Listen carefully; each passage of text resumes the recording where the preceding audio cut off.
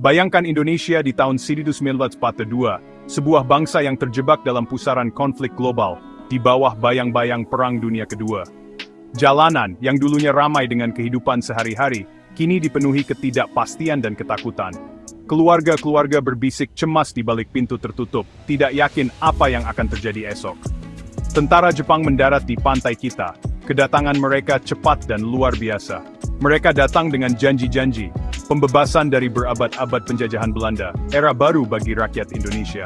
Untuk sesaat, harapan bersemi di hati banyak orang. Bendera merah putih kita, yang telah lama menjadi simbol impian kita, dikibarkan tinggi. Lagu kebangsaan berkumandang, suara-suara bergetar karena emosi. Untuk pertama kalinya, seolah-olah kemerdekaan sudah di depan mata, dan harapan memenuhi udara tidak seperti sebelumnya. Tapi kenyataan yang datang kemudian sangatlah pahit dan tanpa ampun. Kekuasaan Jepang dengan cepat menunjukkan dirinya sebagai bentuk penindasan lain. Jalanan menjadi tegang di bawah pengawasan tentara asing, dan kegembiraan rakyat memudar menjadi kecemasan. Penjajah merebut sumber daya kita, menguras kekayaan tanah. Para pria dikumpulkan dan dipaksa menjadi pekerja paksa sebagai romusha, membangun rel kereta api dan benteng di bawah terik matahari. Banyak yang tidak pernah kembali ke rumah, keluarga mereka ditinggalkan dalam kesedihan. Perlawanan dihancurkan tanpa ampun. Makanan menjadi langka, pasar-pasar kosong, dan antrean jatah semakin panjang setiap hari. Kelaparan melanda perut anak-anak dan orang tua, dan kehidupan sehari-hari menjadi perjuangan tanpa henti untuk bertahan hidup. Janji kemerdekaan memudar dengan cepat, digantikan oleh rasa takut dan kebencian yang semakin besar. Berita penangkapan dan penghilangan menyebar melalui desa-desa, dan kepercayaan menjadi barang langka. Namun bahkan di masa-masa tergelap ini, kesulitan menempa semangat baru di kalangan masyarakat Indonesia. Secara diam-diam, para pemuda berkumpul, berbagi cerita tentang harapan dan perlawanan. Impian kemerdekaan, meskipun babak belur, menolak untuk mati. Kita menyadari bahwa kemerdekaan sejati tidak akan diberikan kepada kita oleh kekuatan asing manapun. Itu harus diperjuangkan, diperoleh melalui pengorbanan dan persatuan. Di seluruh Nusantara, tekad yang tenang mulai berakar. Penderitaan di bawah penjajahan, meskipun besar, menyatukan orang-orang. Pria dan wanita, muda dan tua, menemukan kekuatan satu sama lain. Komunitas bersatu, berbagi apapun yang mereka miliki, dan mulai berorganisasi dengan cara yang belum pernah mereka lakukan sebelumnya. Di sebuah kota kecil bernama Blitar, jauh dari pusat kekuasaan, percikan pemberontakan akan segera menyala. Di sini, orang-orang biasa akan segera membuat pilihan luar biasa, mempertaruhkan segalanya demi harapan Indonesia merdeka. Pendudukan Jepang, meskipun merupakan masa kegelapan dan keputusasaan, membangkitkan keinginan yang kuat dan tak terpatahkan untuk kemerdekaan. Semangat perlawanan tumbuh lebih kuat dengan setiap kesulitan yang dialami. Ini adalah kisah tentang bagaimana semangat itu, lahir dari penderitaan dan harapan, memicu pemberontakan berani yang akan mengubah arah sejarah bangsa kita selamanya. Jepang yang butuh lebih banyak tentara, membentuk Peta Pembela Tanah Air pada tahun 1943. Ribuan pemuda Indonesia bergabung, beberapa ingin lari dari kesulitan, yang lain ingin latihan militer untuk perjuangan kemerdekaan di masa depan. Peta itu seperti pedang bermata dua, ia melayani Jepang, tapi diam-diam menyiapkan orang Indonesia untuk perjuangan mereka sendiri. Jepang memegang komando tertinggi, berharap bisa mengendalikan Peta, tapi mereka meremehkan semangat kebangsaan yang tumbuh di dalamnya. Setiap batalion diawasi ketat, tapi benih-benih perlawanan sudah tertanam. Jepang tanpa sadar telah menciptakan kekuatan yang tak lama lagi akan berbalik melawan mereka. Kehidupan sebagai prajurit Peta menunjukkan kekejaman penjajahan yang sebenarnya. Para prajurit melihat bangsanya sendiri dipukuli, kelaparan, dan dipermalukan. Kadang-kadang bahkan keluarga mereka sendiri di antara para romusha. Para perwira Jepang memperlakukan orang Indonesia sebagai bawahan, memicu kemarahan dan kebencian. Kisah-kisah kekerasan, terutama terhadap perempuan, memperdalam rasa ketidakadilan. Bisikan larut malam di barak mengubah frustrasi menjadi tekad.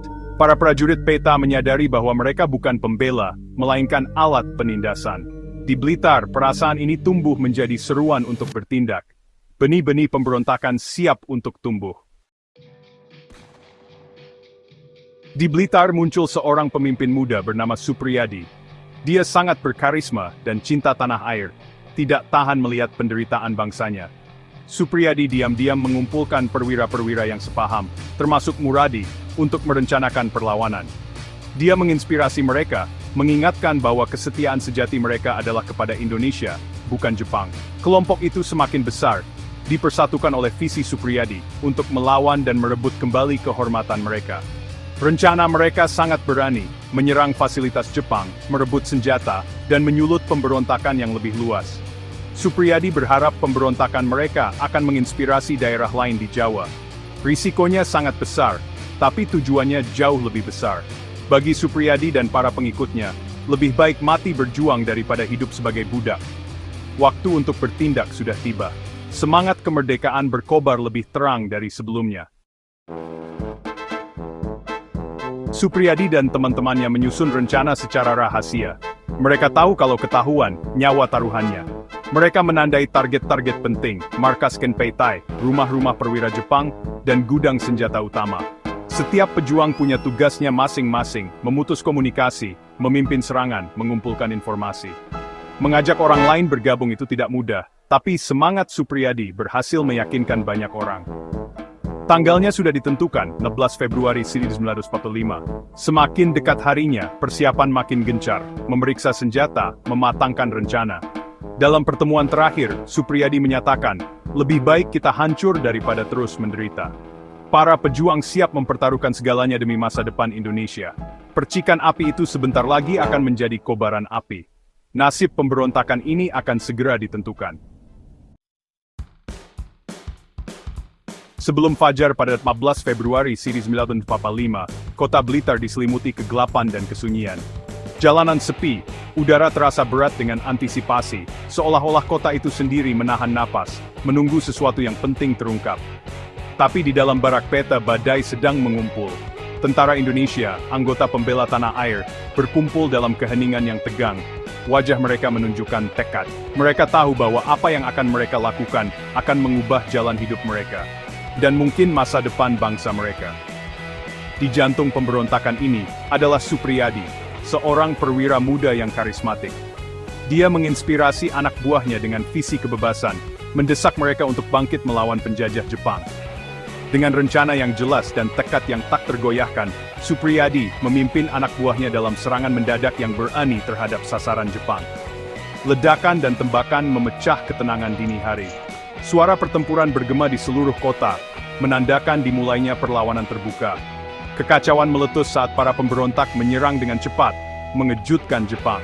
Dalam tindakan pembangkangan yang berani, bendera merah putih Indonesia dikibarkan tinggi di atas barak. Untuk pertama kalinya, simbol kemerdekaan berkibar terbuka, mercusuar harapan bagi semua yang merindukan kebebasan. Selama beberapa jam yang berharga, para pemberontak menguasai bagian-bagian penting kota. Mereka berpatroli di jalan-jalan, semangat mereka terangkat oleh pemandangan bendera mereka, dan pengetahuan bahwa mereka telah menyerang demi kemerdekaan. Pasukan pendudukan Jepang yang benar-benar terkejut, bergegas untuk merespons. Unsur kejutan ada di pihak pemberontak, dan untuk sesaat, kemenangan tampak dalam jangkauan. Namun seiring berjalannya waktu, para pemberontak menunggu dengan cemas bala bantuan dari batalion peta lainnya. Panggilan mereka untuk dukungan tidak terjawab. Komunikasi terputus, dan harapan untuk pemberontakan terkoordinasi mulai memudar. Terisolasi dan kalah jumlah, para pemberontak Blitar mendapati diri mereka sendirian. Jumlah mereka berkurang saat kenyataan situasi mereka mulai terasa, tetapi tekad mereka tidak goyah. Jepang dengan cepat mengelompokkan kembali dan melancarkan serangan balik yang sengit, mengepung kota dengan kekuatan yang luar biasa. Jerat semakin ketat di sekitar para pemberontak saat penjajah berusaha menghancurkan pemberontakan. Kalah jumlah dan persenjataan, para pemberontak bertempur dengan keberanian luar biasa. Mereka bertahan selama mereka bisa, bertekad untuk melawan sampai akhir, bahkan ketika peluang berbalik melawan mereka. Perlahan, para pemberontak mulai kehilangan pijakan. Kelelahan dan amunisi yang menipis memakan korban, dan impian kemenangan yang cepat dan menentukan semakin menjauh. Harapan yang membara begitu terang di pagi hari kini berkedip-kedip di hadapan kekuatan yang luar biasa. Impian pembebasan tampaknya memudar setiap saat. Pemberontakan berada di ambang kekalahan. Terkepung dan babak belur, Tentara PETA melakukan perlawanan terakhir mereka, menolak menyerahkan cita-cita mereka, bahkan ketika kekalahan membayangi. Di jam-jam putus asa ini, perjuangan untuk kebebasan mencapai momen paling kritis dan memilukan. Keberanian para pemberontak Blitar akan bergema sepanjang sejarah, menginspirasi generasi mendatang dalam perjuangan panjang untuk kemerdekaan. Jepang membalas dengan kekuatan penuh. Mereka tidak hanya mengerahkan pasukan yang lengkap, tapi juga taktik psikologi untuk menghancurkan semangat para pemberontak. Pengeras suara menggema di jalanan, menyiarkan janji-janji kemudahan dan keamanan bagi mereka yang mau menyerah. Pesannya jelas, perlawanan itu sia-sia, dan belas kasihan menunggu mereka yang meletakkan senjata. Tekanan psikologisnya luar biasa, karena Jepang berusaha merusak persatuan dan semangat para pejuang Indonesia.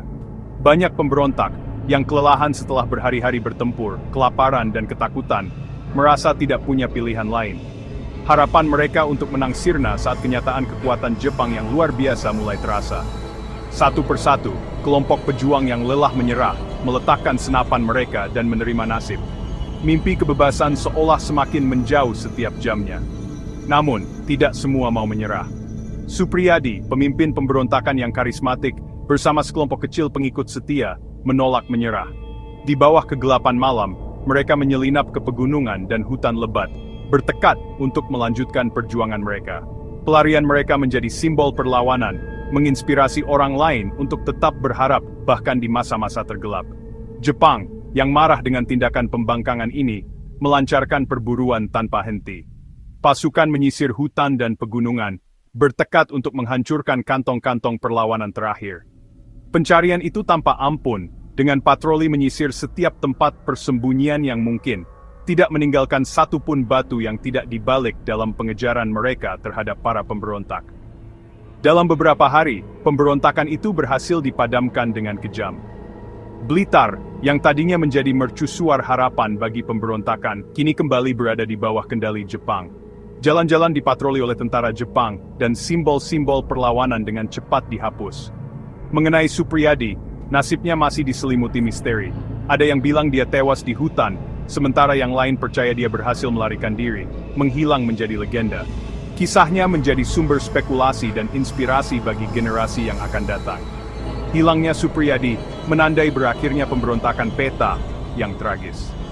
Kamp-kamp ditinggalkan, senjata-senjata dibuang, dan bendera harapan yang tadinya terang, kini memudar di balik bayangan hutan. Harapan yang menyala begitu terang di hati para pemberontak, kini hanya tinggal kenangan, lilin yang berkedip-kedip padam oleh angin kencang kekalahan. Namun, bahkan dalam kekalahan, semangat perlawanan tidak bisa dipadamkan. Keberanian dan pengorbanan para pemberontak menginspirasi generasi baru untuk terus berjuang demi kemerdekaan. Kisah Blitar akan bergema sepanjang perjuangan panjang Indonesia untuk kemerdekaan, mengingatkan semua bahwa bahkan di masa-masa tergelap, harapan dan tekad bisa menerangi jalan ke depan. Jepang menangkap dan mengadili 78 pemberontak, menjatuhkan hukuman mati kepada para pemimpin, dan hukuman penjara yang lama kepada yang lain. Pengadilan itu sangat keras, tujuannya untuk menghancurkan perlawanan di masa depan. Namun, pengorbanan para pemberontak Blitar menjadi simbol keberanian. Ketika Jepang menyerah pada Agustus 1945, Indonesia menyatakan kemerdekaannya. Para pemberontak yang selamat dibebaskan dan disambut sebagai pahlawan. Banyak yang bergabung dengan tentara Indonesia yang baru, membawa semangat Blitar ke perjuangan berikutnya, melawan Belanda yang kembali. Pengorbanan mereka tidak sia-sia. Jalan menuju kemerdekaan terukir oleh keberanian mereka. Pemberontakan Blitar, meskipun gagal secara militer, menginspirasi gerakan kemerdekaan. Ini menghancurkan mitos tak terkalahkannya Jepang, dan membuktikan bahwa bangsa Indonesia akan berjuang untuk kemerdekaan mereka sendiri. Berita tentang pemberontakan menyebar, meningkatkan semangat, dan menggoyahkan kepercayaan penjajah. Pemberontakan ini mendorong Jepang untuk mempercepat janji kemerdekaan. Yang terpenting, prajurit PETA yang terlatih menjadi tulang punggung tentara baru Indonesia. Disiplin dan pengalaman mereka sangat penting dalam mempertahankan Republik Muda ini. Hari ini, pemberontakan Blitar dihormati sebagai simbol patriotisme dan pengorbanan. Warisannya mengingatkan kita kemerdekaan harus diperjuangkan, dan semangatnya hidup di setiap generasi.